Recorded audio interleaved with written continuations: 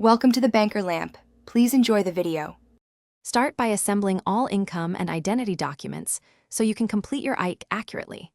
Collect W-2 and any Form 1099 showing wages or self-employment income, plus your prior year tax return if available. Confirm Social Security numbers for you, your spouse, and each qualifying child and photocopy ID if the IRS requests verification. Record your bank routing and account numbers for direct deposit, and gather proof of residency, such as lease, utility bill, or school records to substantiate your claim. Next, verify eligibility criteria before you file to avoid delays or denials.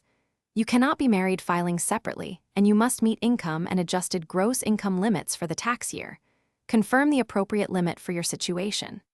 Each qualifying child must satisfy the relationship, age, residency, and joint return tests. If you have no qualifying child, you still may qualify under the age and earned income rules. Also ensure your investment income is below the IRS threshold for that tax year. When you are ready to claim the credit, prepare Form 1040 and complete Schedule EIC to report qualifying children and earned income. If you use tax software or a preparer, choose e-file and enter bank routing and account numbers for direct deposit to speed your refundable credit. Keep copies of all supporting records and your electronically filed return for at least 3 years.